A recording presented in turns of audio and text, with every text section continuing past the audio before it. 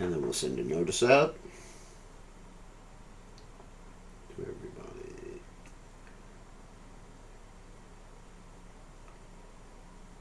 Okay.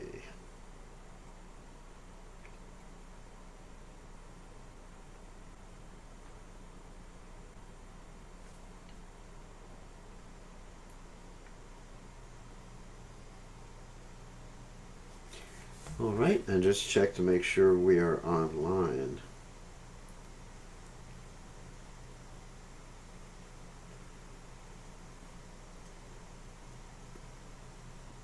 Yes, we are online.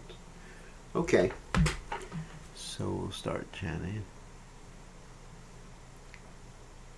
Actually, I'm not going to use the guitar today because, anyway, because I'm still recuperating from the operation, so it's a little bit of a strain to use a guitar. But anyway, we're here at least. And of course, anybody who's in North Carolina, you're encouraged to attend the class in the Temple Room, which is being given by a guest. But I'm giving the class today from my room. So we'll chant Oe Vaishnava Thakur without the guitar. Ohe Vaishnava Thakur Doyara Sagareda Se Karuna Kori. Ohe Vaishnava Thakur Doyara Sagareda Se Karuna Kori. Diyapada Chaya Shodaheya Maya Tomara Charana Dori. Diyapada Chaya Shodaheya Maya Tomara Charana Dori. Chaya Begadami Chaya Dosha Shodi Chaya Guna Deha Dashe. Chaya Begadami Chaya Dosha Shodi Chaya Guna Deho Dashe. Chaya Satsanga Deo Ehamare Moshechi Sangira She. Chayat Satsanga Deho Eamare Moshechi Sangira She. Ekaki Amar Noi Pai Bolo Udinama Sankir Tane. Ekaki Amara Nai Pai Bolo Udinama Sankir Tane. Tumi Kripa Kori Shadabindu Diya Deho Krishna Namadane. Tumi Kripa Kori Shadabindu Diya Deho Krishna Namadane. Krishna say tomorrow, Krishna dite paro, tomara shikati ache. Krishna say tomorrow, Krishna dite paro, tomara shikati ache. Amito Gangala Krishna Krishna Boli Dai Tava Pache Pache. Amito Gangala Krishna Krishna Boli Dai Tava Pache Pache. Ohe Vaishnava Thakura Toyara Sagareda She Karuna Kori. Ohe Vaishnava Thakura Tvayara Saga Edase Karuna Kori. Shri Krishna Chaitanya Prabhu Nityananda Sri Advaita Gadadhar Shivasati Gaur Bhaktavrinda. Jaya Shri Krishna Chaitanya Prabhu Nityananda Sri Advaita Gadadhar Shivasadi Gaur Bhaktavrinda. Jaya Shri Krishna Chaitanya Prabhu Nityananda Shri Advaita Gadadhar Shivasadi Gaur Bhaktavrinda. Hare Krishna, Hare Krishna, Krishna Krishna, Hare Hare, Hare Rama, Hare Rama, Rama Rama, Hare Hare, Hare Krishna, Hare Krishna, Krishna Krishna, Hare Hare, Hare Rama, Hare Rama, Rama Rama, Hare Hare, Hare Krishna, Hare Krishna, Krishna Krishna, Hare Hare, Hare Rama, Hare Rama, Rama Rama, Hare Hare. Jaya Prabhupada, Jaya Prabhupada, Jaya Prabhupada, Jaya Prabhupada, Jaya Prabhupada, Jaya Prabhupada, Jaya Prabhupada, Srila Prabhupada. Haribo, Haribo, Haribo, Haribo. Jai Om Vishnupad Paramahansa Paravikacharya, also Teta Sitashi Shimad, His Divine Grace, Abhaya Charananda Bhaktivedanta Goswami, Srila Prabhupada Ki Jai, ISKCON Founder Acharya, Srila Prabhupada Ki Jai, Anandakoti, Vaishnav Vrinda Ki Jai, Namacharya, Srila Haridas Thakur Ki Jai, Prem Se Kaho Shri Krishna Chaitanya Prabhu Nityananda Shidwaita Gadadha Shivasati Gaur Bhakta Vrinda Ki Jai, Shri Shri Radhakrishna Gopi Gopinath Sayam Kunda Radhakunda Giri Govardhan Ki Jai, Vrindavanam Ki Jai, Maturadam Ki Jai, Jagadath Sami Ki Jai, Yamunamaya Ki Jai, Shrimati Tulasi Devi Ki Jai, Samaveda Bhakta Vrinda Ki Jai, Gaur Premananda Hari Hari Bol. All glories to the assembled devotees, all glories to the assembled devotees, all glories to the assembled devotees, all glories to Shri Guru and Gauranga, Srila Prabhupada Ki Jai, Nama Om Vishnu Padaya, Krishna Prastaya Bhutle, Srimati Bhaktivedanta Swami, Namani Namaste, Saraswati Devi, Gauravani Pacharni, Nivashesha Shunyavadi, Paschacha Deshatarni. So, let me read the translation. Get my glasses. O Venerable Vaishnava, ocean of mercy, be merciful unto your servant. Give me the shade of your lotus feet and purify me.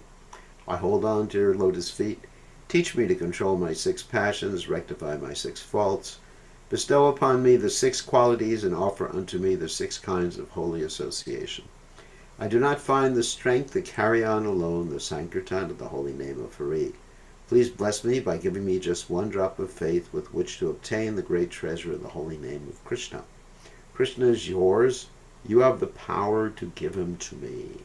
I am simply running behind you shouting, Krishna, Krishna. So, we're going to continue with our reading of the Krishna book today. Yesterday, of course, we celebrated Radhastami, and I gave 2 lectures which are available on YouTube and also on Facebook My YouTube channel, Krishna Goswami, and on Facebook, bkgoswami Das. If you want to see these lectures, or hear the lectures, which is more important. And today we'll go on with the Krishna book, if that's all right. So, Om Gana Timidanda Shah, Gananjana Shlakaya Chakshur Unminitam Yena Tasmai Shri Gurave Namaha.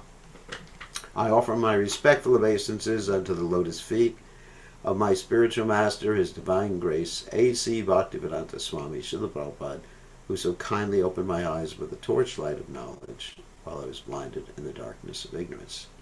So we're going to end a little early today for a variety of reasons. Things are happening around here. So let us start and share the screen for Krishna book.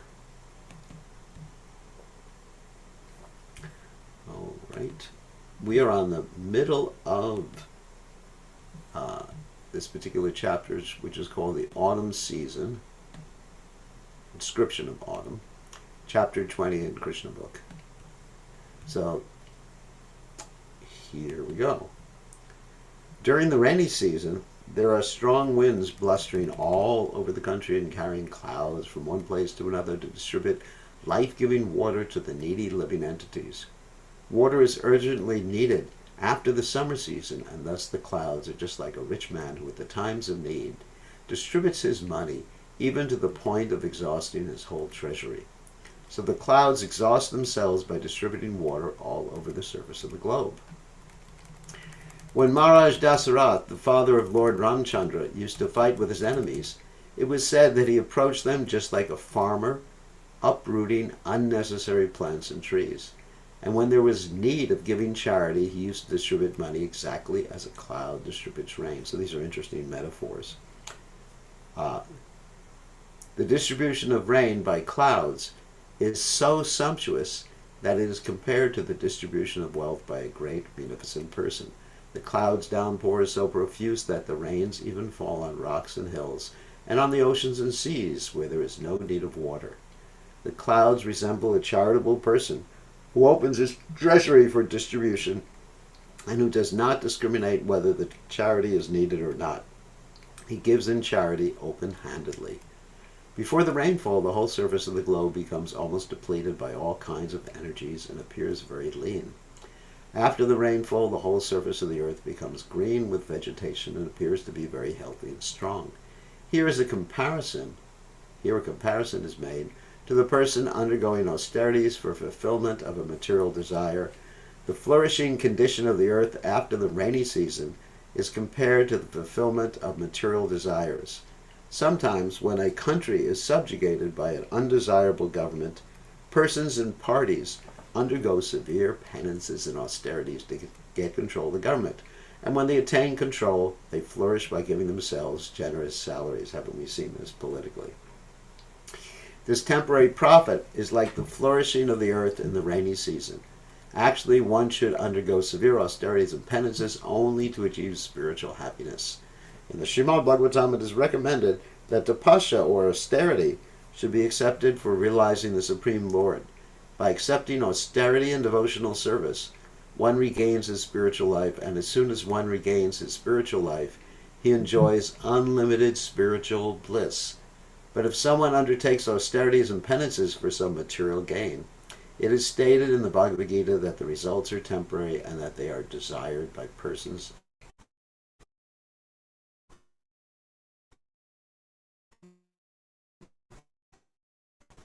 So many lessons here in this chapter. In the evening, there are many glowworms visible about the tops of luminaries of the sky. The stars and the moon are not visible. Similarly, in the age of Kali, persons who are atheists or miscreants. Let me put this chat window up so in case there's problems with the internet, because it mentions it's unsteady. Similarly, in the age of Kali, persons who are atheists or miscreants become very prominently visible, whereas persons who are actually following the Vedic principles for spiritual emancipation are practically obscured. This age, Kali Yuga, is compared to the cloudy season of the living entities. In this age, real knowledge is covered by the influence of the material advancement of civilization. The cheap mental speculators, atheists, and manufacturers of so-called religious principles become prominent like the glowworms, whereas persons strictly following the Vedic principles or scriptural injunctions become covered by the clouds of this age. Don't we see that? Persons should learn to take advantage of the actual luminaries of the sky, the sun, moon, and stars, instead of the glowworms' light. Actually, the glowworms cannot give any light in the darkness of night, as clouds sometimes clear, even in the rainy season, and sometimes the moon, stars, and sun become visible. So even in this Kali Yuga, there are sometimes advantages. For example, sometimes Lord Chaitanya's Vedic movement of distributing the chanting of the Hare Krishna mantra is heard. People seriously eager to find real light should take advantage of this movement instead of looking toward the light of mental speculators and atheists. So Prabhupada is referring to the beginning period of Kali Yuga. We are in the beginning period of Kali Yuga. And in the beginning period of Kali Yuga, there is sort of a brief interlude where things can get better. Actually, the yugas, there are 4 yugas. Let's get into this a little bit. But there's the Satya Yuga, Treta Yuga, Dwapara Yuga, and Kali Yuga. The Satya Yuga, everybody is really good. Treta, not so good. Then Dwapara, a little less good. And Kali, bad. It's an ocean of quarrel. People are short-lived. People are unfortunate. They're lazy. So many bad qualities in Kali Yuga. However, let's talk about each one of those yugas is divided into a further 4 subdivisions. So there is a Satya in Kali, there is a Treta in Kali, there's a Dwapara in Kali, and finally there is a Kali Kali. So we're in the beginning, although it seems pretty bad, it's going to get a lot worse. And if devotees take very seriously the propagation of Krishna consciousness, it can get a lot better for some time. But at the end of Kali Yuga, it's so bad that everybody just has to get wiped out. There's a few devotees remaining, but an incarnation of the Lord, known as Kalki, appears at the end of the Kali Yuga and just wipes everybody out except for the devotees. So get ready. Hopefully you're not around for that. After the first rainfall, when there is thundering sound in the clouds, all the frogs begin to croak, like students suddenly engaged in reading their studies. Students are generally supposed to rise early in the morning. You hear that? They do not usually arise of their own accord, however, but only when there is a bell sounded in the temple or other spiritual institution. By the order of the spiritual master, they immediately rise, and after finishing their morning duties, they sit down to study the Vedas or chant Vedic mantras. Similarly, everyone is sleeping in the darkness of Kali Yuga, but when there is a great acharya by his calling, only everyone takes to the study of the Vedas to acquire actual knowledge. And Prabhupada is, of course, that great acharya. Now here in Nugaloka, before I had this operation, and I was waking many of the devotees up in the morning. I would go, because I would get up at, and I'm going to do that again as soon as I recover fully. I would get up at 3 o'clock or even earlier in the morning, and then chant and walk and chant and walk in the morning. And when it got to be about 4, I would say, Haribol, time for Mangalarti, wake up. Anyway, that's the spiritual master's business. During the rainy season, small ponds, lakes, and rivulets become filled with water. Otherwise, the rest of the year, they remain dry. Similarly, materialistic persons are dry, but sometimes when they are in a so-called opulent position with a home or children or a little bank balance, they appear to be flourishing, but immediately afterwards they become dry again, just like the small rivulets and ponds. The poet Vidyapati says that in the society of friends, family, children, wife, etc., there is certainly some pleasure, but that pleasure is compared to a drop of water in the desert. Everyone is hankering after happiness, just as in the desert everyone is hankering after water. If in the desert there is a drop of water, it may, of course, be said that water is there, but the benefit from that drop of water is very insignificant. In our materialistic way of life, which is just like a desert, we are hankering after an ocean of happiness, but in the form of society, friends, and mundane love, we are getting no more than a drop of water. Our satisfaction is never achieved, as the small rivulets, lakes, and ponds are never filled with water in the dry season. And of course, in the Bhagavad Gita, we find that happiness in the mode of passion, which is basically being described here. appears to be like nectar in the beginning, but then at the end it's a little painful. Not little, pretty painful. Due to rainfall, the grass, trees, and other vegetation look very green. Sometimes the grass is covered by a certain kind of red insect. And when the green and red combine with the umbrella-like mushrooms, the entire scene changes, just like a person who has suddenly become rich. The farmer then becomes very happy to see his field full of grain, but the capitalists, who are always unaware of the activities of a supernatural power, become unhappy because they are afraid of a competitive price due to abundant production.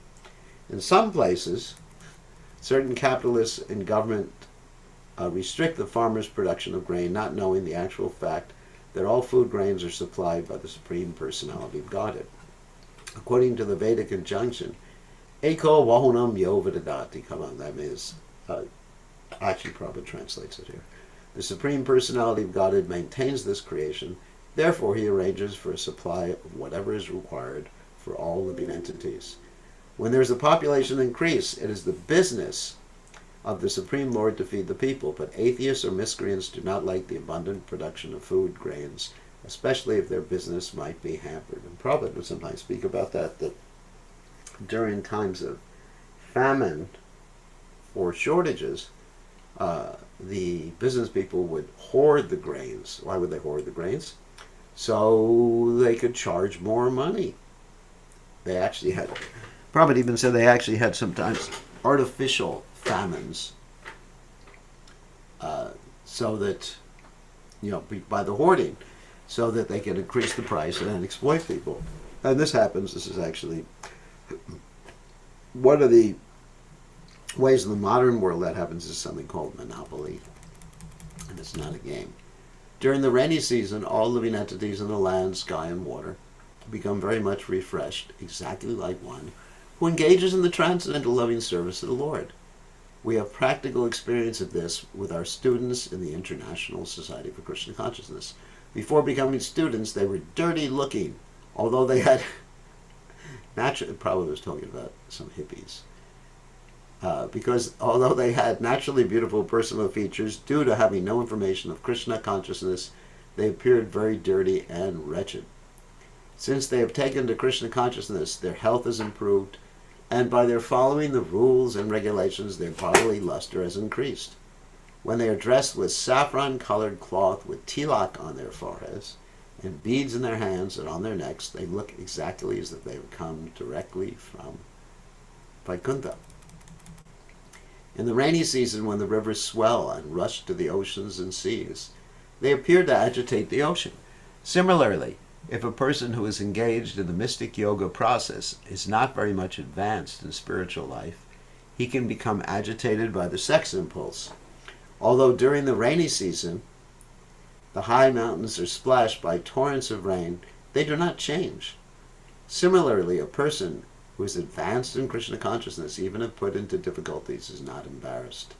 A person who is spiritually advanced accepts any adverse condition of life as the mercy of the Lord, and thus he is completely eligible to enter into the spiritual kingdom. In the rainy season, some of the roads are not frequently used, and they become covered with long grasses. These roads are exactly like the Brahmana who is not accustomed to studying and practicing the reformatory methods of the Vedic injunctions. He becomes covered with the long grasses of Maya. In that condition, forgetful of his constitutional nature, he forgets his position of eternal servitorship to the Supreme Personality of Godhead. By being deviated by the seasonal overgrowth of long grasses created by Maya, a person identifies himself with the Mayic production and succumbs to illusion, forgetting his spiritual life. During the rainy season, lightning appears in one group of clouds and then immediately in another group of clouds. This phenomena is compared to a lusty woman who does not fix her mind on one man. A cloud is compared to a qualified person because it pours rain and gives sustenance to many people. A man who is qualified similarly gives sustenance to many living creatures, such as family members or many workers in a business. Unfortunately, his whole life can be disturbed by a wife who divorces him. When the husband is disturbed, the whole family is ruined, the children are dispersed, or the business is closed and everything is affected. It is therefore recommended that a woman desiring to advance in Krishna consciousness live peacefully with a husband, and the couple not separate under any condition. The husband and wife should control sex indulgence and concentrate their minds on Krishna consciousness so their life may be successful. After all, in the material world, a man requires a woman and a woman requires a man. When they are combined, they should live peacefully in Krishna consciousness and should not be restless like the lightning flashing from one group of clouds to another. Sometimes, in addition to the roaring, that's onomatopoetic, roaring thunder of the clouds, there is an appearance of a rainbow which stands as a bow without a string. Actually, a bow is in the curved position because it is tied at its two ends by the bowstring. But in the rainbow there is no such string, and yet it rests in the sky so beautifully. Similarly, when the Supreme Personality of Godhead descends to this material world, he appears just like an ordinary human being, but he is not resting on any material condition. In the Bhagavad Gita, the Lord says that he appears by his internal potency, which is free from the bondage of the external potency. What is bondage for the ordinary creature is freedom for the personality of Godhead. In the rainy season, the moonlight is covered by clouds, but is visible at intervals. It sometimes appears that the moon is moving with the movement of the clouds, but actually the moon is still. Due to the clouds, it also appears to move. Similarly, for one who has identified himself with the moving material world, his actual spiritual luster is covered by illusion, and with the movement of material activities, he thinks that he is moving through different spheres of life. That's actually a really important point. That is the material energy that's doing all these things, and we think the soul is moving, the soul is getting older, the soul is dying, but it's not. It's the body getting older, the body dying. But, because of the identification, we actually think that the soul is moving and doing things. This is due to false ego, which is the demarcation between spiritual and material existence, just as the moving cloud is the demarcation between moonlight and darkness. In the rainy season, when the clouds appear for the first time, the peacocks dance with joy upon seeing them. The peacocks can be compared to persons who are very much harassed in the materialistic way of life. If they can find the association of a person engaged in the loving devotional service of the Lord, they become enlightened and dance just like peacocks. We have practical experience of this. Many of our students were dry and morose previous to their coming to Krishna consciousness, but having come into contact with devotees, they are now dancing like jubilant peacocks. Prabhupada's commentary is so wonderful. Plants and creepers grow by drinking water from the ground. Similarly, a person practicing austerities becomes dry, but after the austere performances are completed and he gets the result, he begins to enjoy life and sense gratification with family, society, love, home, and other paraphernalia. He becomes jolly like newly grown plants and grass. Sometimes it is seen that cranes and ducks meander continually on the banks of the lakes and rivers, although the banks are filled with muddy garbage and thorny creepers. Similarly, persons who are householders without Krishna consciousness are constantly tarrying in material life in spite of all kinds of inconveniences. In family life or any life, one cannot be perfectly happy without being Krishna conscious. Srila Narottam Das Thakur prays that he will have the association of a person, either a householder or a man in the renounced order of life who is engaged in the transcendental loving service of the Lord, and is always crying the holy name of Lord Chaitanya. For the materialistic person, worldly affairs become too aggressive, whereas to a person who is in Krishna consciousness, everything appears to be happily situated. Even if there's some struggle or anything like that, it's Krishna's arrangement, and Krishna has a purpose. Krishna's purpose is to bring us to him, and so if we see things from that particular perspective, then it's easier to tolerate, understand, and be joyful. The barriers around an agricultural field sometimes break due to heavy torrents of rain. Similarly, the unauthorized atheistic propaganda in the age of Kali breaks the boundaries of the Vedic injunctions. Thus people gradually degenerate to godlessness. In the rainy season, the clouds, tossed by the wind, deliver water, which is welcome like nectar. When the Vedic followers, the Brahmanas, inspire rich men like kings and members of the wealthy mercantile community to give charity in the performance of great sacrifices, The distribution of such wealth is also nectarian.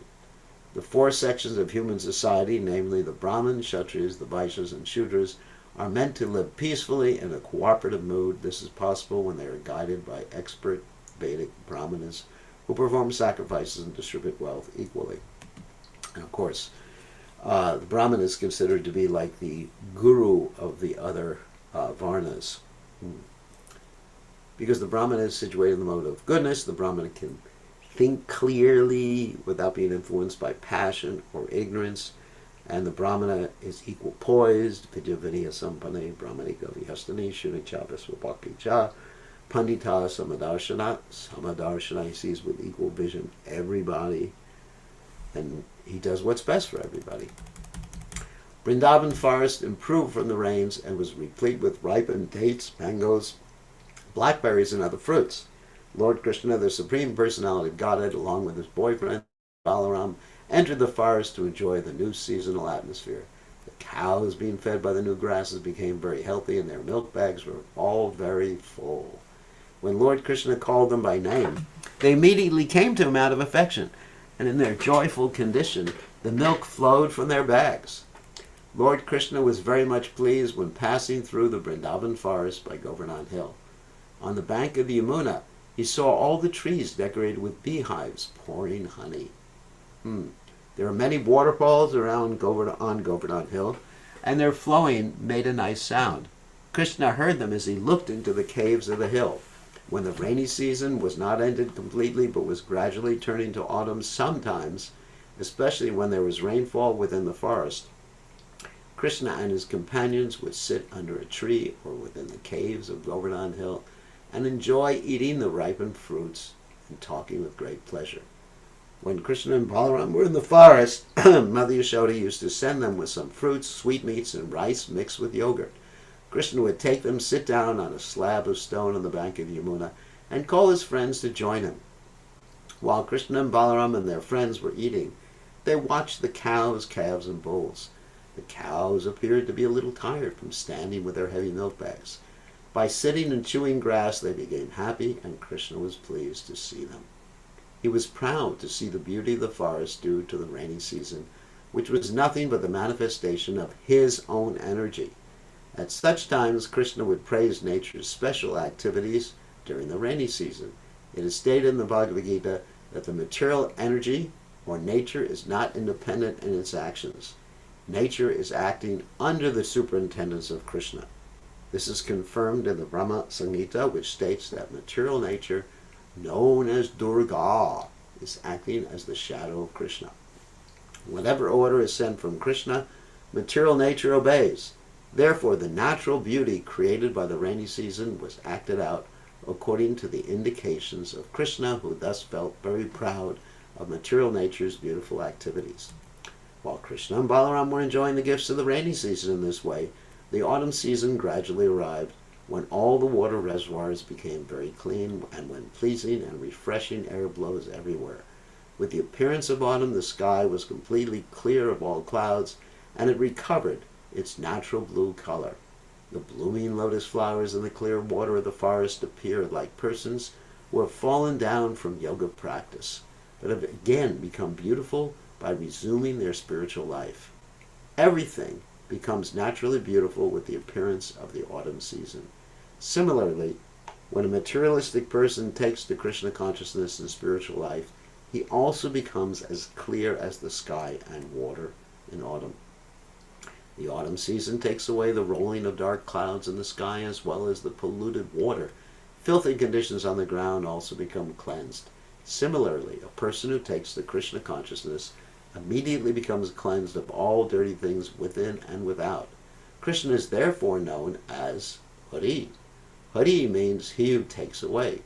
Krishna immediately takes away all unclean habits from anyone who takes the Krishna consciousness. The clouds of autumn are white, for they do not carry any water. Similarly, a retired man being freed from all responsibility of family affairs, namely maintaining the home, wife, and children, and taking completely a Krishna consciousness, becomes freed from all anxieties and looks as white as clouds in autumn.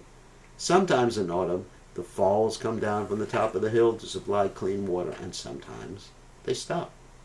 Similarly, sometimes great saintly persons distribute clear knowledge, and sometimes they are silent. The small ponds which were filled with water because of the rainy season gradually dry up in autumn. As for the small aquatics living in the reservoirs, they cannot understand that their ponds are diminishing day by day, just as the materially engrossed persons cannot understand that their duration of life is being reduced day by day. Such persons are engaged in maintaining cows, property, children, wife, society, and friendship. Due to the reduced water and scorching heat from the sun in the autumn season, the small creatures living in small reservoirs of water are very much disturbed. They are exactly like uncontrolled persons who are always unhappy from being unable to enjoy life or maintain their family members. The muddy earth gradually dries up, and newly grown fresh vegetation begins to wither. Similarly, for one who is taken to Krishna consciousness, desire for family enjoyment gradually dries up. Because of the appearance of the autumn season, the water of the ocean becomes calm and quiet, just as a person developed in self-realization becomes free from disturbance by the three modes of material nature. In autumn, farmers save the water within the fields by building strong walls so that the water contained within the field cannot run out. There is hardly any hope for new rainfall. Therefore, they want to save whatever is in the field. Similarly, a person who is actually advanced in self-realization protects his energy by controlling his senses. It is advised that after the age of 50, one should retire from family life and conserve the energy of the body for utilization in the advancement of Krishna consciousness. Unless one is able to control the senses and engage them in the transcendental loving service of Mukunda, there is no possibility of salvation. During the daytime in autumn, the sun is very scorching, but at night, due to the clear moonshine, people get relief from the day's fatigue. Similarly, a person who takes shelter of Mukunda or Krishna can be saved from the fatigue of misidentifying the body with the self. Mukunda or Krishna is also the source of solace for the damsels of Vrindavana. The damsels of Brajabhumi are always suffering because of separation from Krishna, but when they meet him during the moonlit autumn night, their fatigue of separation is relieved. When the sky is clear of all clouds, the stars at night shine very beautifully. Similarly, when a person is actually situated in Krishna consciousness, he is cleared of all dirty things, and he becomes as beautiful as the stars in the autumn sky. Although the Vedas contain instructions for pursuing knowledge, jnana, for practicing mystic yoga, and for engaging in karmic activities in the form of sacrifices, the ultimate purpose of the Vedas is stated in the Bhagavad Gita. One has to accept Krishna consciousness after thoroughly studying the Vedas. Therefore, the clean heart of a devotee in Krishna consciousness can be compared to the clean sky of the autumn season. Very beautiful metaphor here. During autumn, the moon looks very bright along with the stars in the clear sky. Lord Krishna himself appeared in the sky of the Yadu dynasty, and he was exactly like the moon, surrounded by the stars of the members of the Yadu dynasty. When there are ample blooming flowers in the gardens and the forest, the fresh aromatic breeze gives great relief to the persons who have suffered during the summer and rainy seasons. Unfortunately, such breezes could not give any relief to the gopis because of their heart's dedication to Krishna. People in general might have taken pleasure in that nice autumn breeze, but the gopis, not being embraced by Krishna, were not very much satisfied. On the arrival of the autumn season, all the cows, deer, birds, and females in general become pregnant because in that season all the husbands generally become impelled by sex desire. Such pregnant females are exactly like the transcendentalists who, by the grace of the Supreme Lord, are bestowed with the benediction of their destinations in life.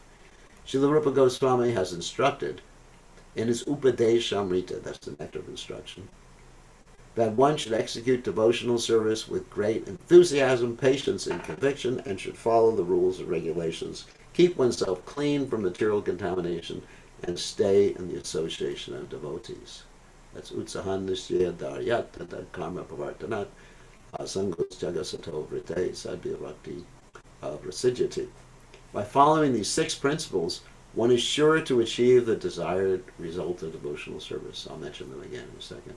For one who patiently follows the regulative principles of devotional service, the time will undoubtedly come when we will achieve the desired result, just as the females reap results by becoming pregnant. So utsahan, enthusiasm, nistiyad, being fixed, daryat, with faith and fixed, tata, following the rules and regulate, tata karma pavartanat, sangas jagat, renouncing bad association, satovrate, basically serving the great devotee, sadhya-bhakti prasiddhiti. These are the principles that help one advance in devotional service. During the autumn, the lotus flowers in the lakes grow in large numbers because of the absence of lilies. Both the lilies and the lotus flowers grow by sunshine, but during the autumn season, the scorching sunshine helps only the lotus. This example is compared to a country where the king or the government is strong. The unwanted elements like thieves and robbers cannot prosper. The lilies are unwanted. Anyway, so when the citizens become competent, they will not be attacked by robbers. They develop with great satisfaction. A strong government is compared to the scorching sunshine in the autumn season. The lilies are compared to unwanted persons like robbers, poor lilies. And the lotus flowers are compared to the satisfied citizens. During autumn, the fields become filled with ripened grain. At that time, the people become happy over the harvest and observe various ceremonies such as Navana, the offering of new grain to the Supreme Personality of Godhead. The new grain is first offered to the deities in the various temples, and all are invited to take sweet rice made with this new grain. There are other religious ceremonies and methods of worship, particularly in Bengal, where the greatest of all such ceremonies is held, called Durga Puja. In Vrindavan, the autumn season was very beautiful. Then, because of the presence of the Supreme Personality of Godhead, Krishna and Balaram, the mercantile community, the royal order, and the great sages were free to move about in order to achieve their desired benedictions. Similarly, the transcendentalists, when freed from the encagement of the material body, also achieved their desired goal. During the rainy season, the mercantile community cannot move from one place to another and so do not get their desired profit. That's before the internet, obviously. Nor can the royal order go from one place to another to collect taxes from the people. As for saintly persons who must travel to preach transcendental knowledge, jai, they also are restrained by the rainy season.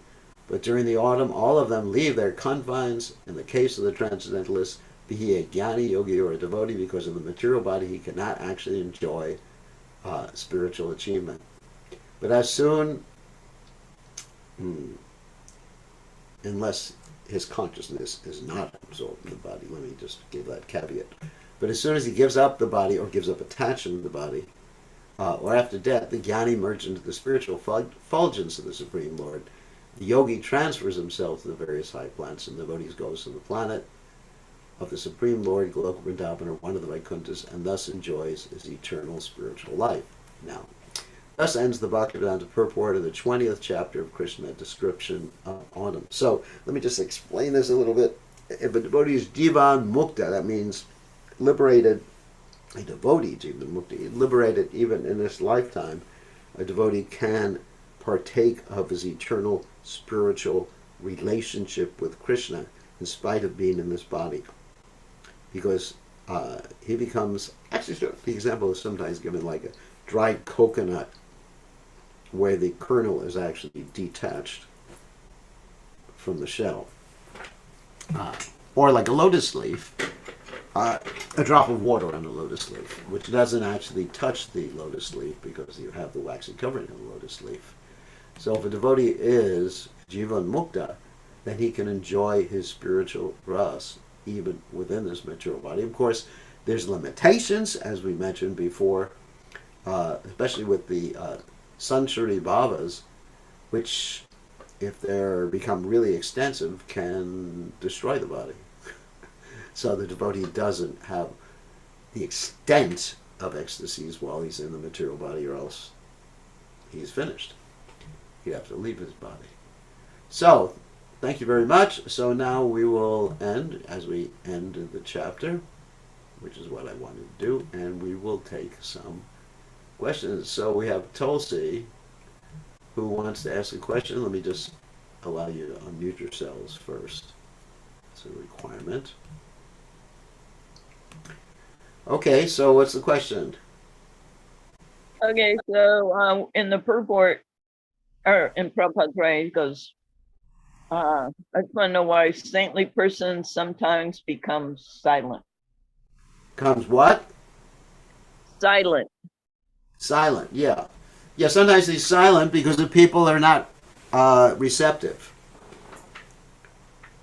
You understand? So a saintly person sometimes is silent because he's in a situation where he knows the people are not going to be receptive, because if he starts talking about Krishna, it's committing the sin on the strength of chanting, preaching the glories of the Lord to those who are faithless. You understand? And he'll only speak. Silence, of course, only means speaking things that are required about Krishna, that are sacha priya hitam, according to the Bhagavad Gita. Uh, Truthful, pleasing, and beneficial. So if it's not going to be truthful, pleasing, or beneficial, he ain't going to speak. You understand? Well, Guru sometimes has to do a little surgery. Yeah. So ultimately it's beneficial and ultimately it's pleasing. Just like, I had surgery. But the surgery itself was not so pleasing, but ultimately it's going to be pleasing because I'm going to be able to travel again and, not be in constant pain, screaming in agony. So there's ultimate pleasing. There's Shreya and Preya. Shreya means the ultimate good. Preya means like temporary good. For example, if someone has diabetes, you can say, eat your sugar. You enjoy like anything. And you say, if you restrict them from sugar, you'll say, you're not being pleasing to me. But ultimately, they are being pleasing because they're restricting you from doing something that's going to cause you much more harm, disturbance, pain later on in life. Got it? Okay. Thank you very much. Oh, you have another question. Yeah, so it speaks about the three castes are able to move around. What about the poor Shudras? They just get stuck and not do anything. Well, shooters, if you let them move around, they get in trouble. So it's just like if someone's a criminal, you have to keep an eye on them. That was a politically incorrect question. So, all right. So, let's take a question from someone else before you get me in trouble. So, who else has a question? Gora Hari. Maharaj, please accept my obeisance. So glory to Srila Prabhupada. All glories to Prabhupada. You mentioned something on your on lecture earlier, something about the internal energy of the Lord is creates everything. Is that? I'm just paraphrasing. I don't know Yeah, if yeah. that's exactly Well, what you said. Krishna's spiritual energy is composed of three parts: Sandini, Samvit, Salat, and Ladini. And Sandini is the existential potency that maintains everything and creates everything. Is that what you were asking about? Yeah, you said something about that the universe being created by the eternal energy, correct? The universe is created. First of Or all, the universe is always well. The universe comes from the Mahavishnu who breathes out. All the different universes come out, and the internal energy expands as the external energy. So the external energy actually deals with the material universe, but the external energy is an expansion of the internal energy. Like Durga is an expansion of Yogamaya. That makes sense? Just like Lord Shiva is an expansion of Krishna for dealing with the material world. So Lord Shiva has his consort, which is Durga, and Durga is an expansion of the internal energy. Okay? She's not the internal energy, she's the external, Bahira, Bahiranga Shakti. But she is an expansion, just like Shiva is not Dwala, he's an expansion of Krishna, but not Vishnu Tattva expansion, a special category. And the same way Durga is the special category of Shakti. Okay? Sounds good. So, one more question and we will end. No more questions. So we're going to continue tomorrow night with Krishna book reading. And for a while, let's see, tomorrow. Is tomorrow a special day? Is it tomorrow? Tomorrow is Labor Day in America. Well, nothing special in the Vaishnava calendar. So anyway, so tomorrow we'll continue. Tomorrow is a holiday in America. It's Labor Day, which means time for everybody to get back to work after summer vacation. So, the devotee doesn't have a summer vacation. The devotee is always on spiritual vacation by serving Krishna. Okay, on that happy note, thank you very much, everybody, for joining us. All glories to His Divine Grace, Srila Prabhupada.